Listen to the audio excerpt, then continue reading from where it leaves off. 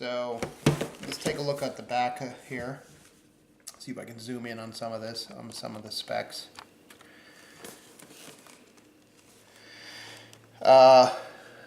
So you can just see the specs for yourself. Like I said, the one that's false is that it doesn't do 60 frames a second, 720.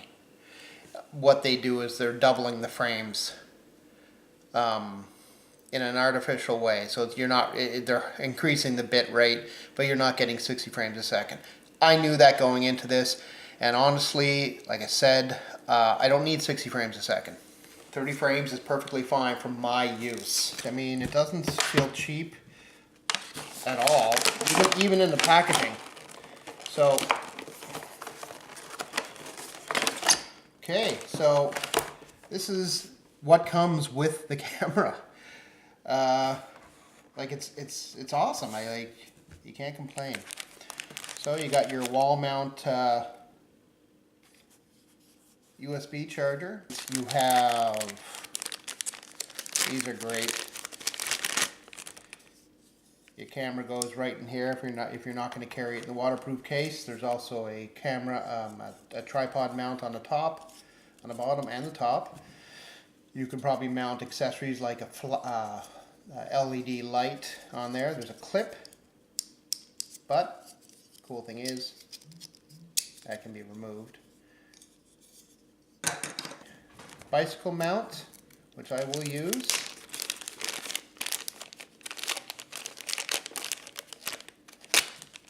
There you go, the bicycle mount. It comes with a spare back. Now the difference between this spare back and the one that's on it now is this one is not waterproof. It has openings here for the sound. So if you were just going to be using it, let's say, out just like in the rain, you keep it in the waterproof housing, but if you want it to get some use out of the audio there, then you just remove this. I'm just going to keep the protective sticker on there because I don't plan on using that right away. And once again, I have even more. I mean, really, I don't need this many mounts of the same type, but I'm not complaining either. That comes with it. You get your USB cable for charging, and I have a few of these already, so I'm just going to keep that in the pack. Another type of mount.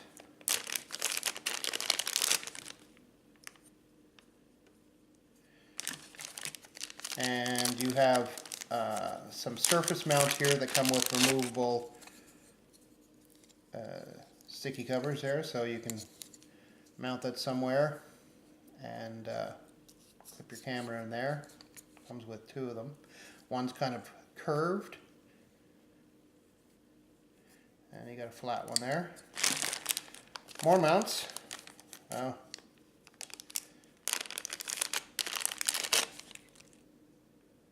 I mean, these are all the same. So whether you need this many or not, I guess I can't complain because they all come with the camera. It comes with a very nice cloth for cleaning the camera and the lens. So that's nice. And in here you have a whole bunch of Velcro straps. Some of them have clips on it. I'll just leave that in there. Some zip ties for, I guess, strapping down some of the stuff if you're, you know, especially if you're using the bike mount and you want to secure it even better. That's just one idea. Some more sticky pads, and this looks like a little safety chain here. Your instruction manual and some SJ Cam stickers. Okay, so I just want to go over the case. This, by the way, this it is Wi-Fi, and you can download an app off the Android store or off of if you're using Apple. Case is very robust. I mean, it does not feel cheap at all. It even comes with another mount that you can take off. So you have buttons to control everything on the camera, on and off, and it just powered on. It also has a rear built-in screen that you're not going to get on most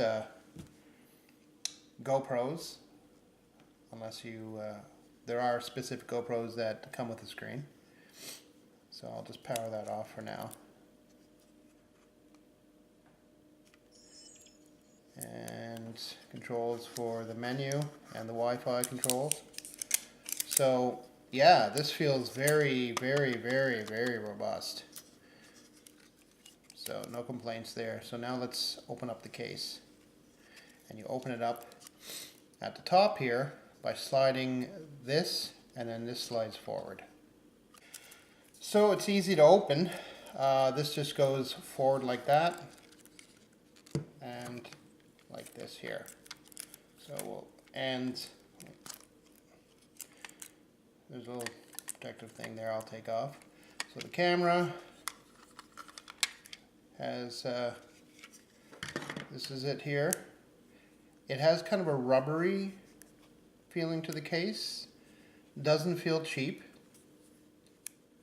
And your battery compartment there. It's one in there too. Yeah. So when you go to take this out, there's a protective sticker on the lens on the back. So protective sticker on the lens and on the back. There's also protective sticker inside on the lens. Might as well take that off too.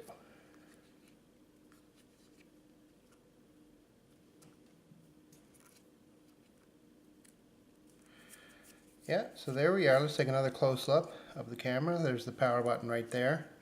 And you can see your menu switch here and your Wi-Fi. I haven't tried the Wi-Fi yet. So let's power it on. When you power it on, it comes up with the menu. And it's a very straightforward menu. Okay, so you push the menu button, the power button. And there's no images yet, and then it brings us into the menu. So there's a lot you can adjust on this.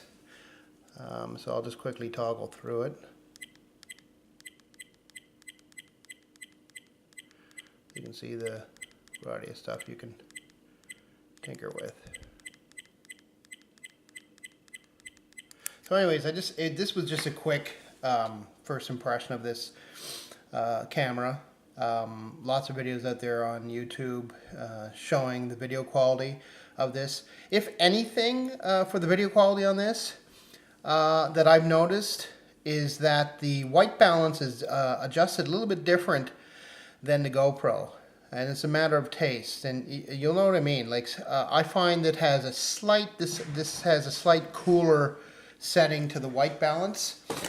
But that can be adjusted a bit in the camera because there's a white balance setting. But also because I'm an avid video editor, it's easy for me if I want to. In post, I can easily adjust the white balance in there. Anyways, excellent deal for what I paid for, what I got, and I will show my videos from my trip to Cuba. Okay, so here's a couple of shots with the SJ4000 that I took while I was in Cuba. Not a lot of variety of shots to really demonstrate the camera, but just to give you an idea. Now, like the GoPro, this camera doesn't have any image stabilization, as you can tell from this shot here. But overall, for $100, you know, you can't go wrong. It was worth the money for me. Anyways, if you liked the video, if you have any comments, please leave them below. Please subscribe, please share, and have a good one.